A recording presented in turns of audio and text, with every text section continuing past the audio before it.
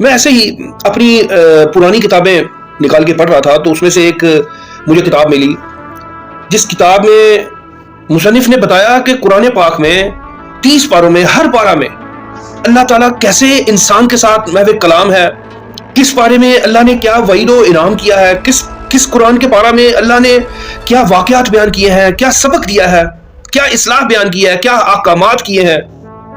وہ پورے پارے کی جو ترجمہ ہے اس کو اتنے اختصار سے اور اتنا جامع بتایا کہ آپ یقین نہیں کر سکتے کہ جب سے میں نے وہ کتاب پڑھنی شروع کی ہے میں تو ان صفحات کو جیسے کوئی چھپا خزانہ انسان کو مل جاتا ہے، میں ایسے اس کتاب کو جان رہا ہوں. آپ یقین کریں میں انشاءاللہ تعالیٰ ایک پارہ کا میں نے ابھی پلان کیا ہے کہ ایک پارے کی ایک چھوٹی چھوٹی ویڈیو بناؤں گا اور میں آپ کے ساتھ انشاءاللہ تعالیٰ شیئر کروں گا.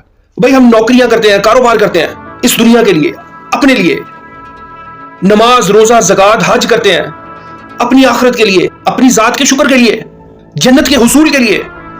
الٹیمیٹلی انسان کی ساری تگ و دو اپنی ذات کے لیے، ساری کی ساری اللہ کے لیے، اللہ کے دین کے لیے.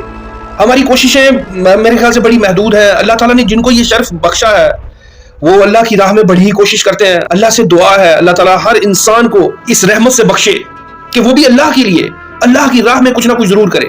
تو یہ خاص الخاص میں اللہ کے لیے انشاءاللہ تعالیٰ اللہ تعالیٰ میرے اس کام کو قبول کرے. میں اللہ کی ذات کے لیے انشاءاللہ تعالیٰ یہ کام کروں گا. کل سے میں انشاءاللہ تعالیٰ روزانہ کی بنیاد پر آپ سے یہ علم کا خزانہ شیئر کروں گا.